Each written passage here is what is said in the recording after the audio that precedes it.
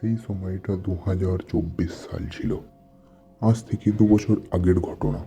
এক ভাই ছিল, তার নাম গোড়া। সে দার্জিলিং থেকে বাড়ির দিকে রওনা দিয়েছিল, কিন্তু তার অনেক রাত হয়ে গিয়েছিল।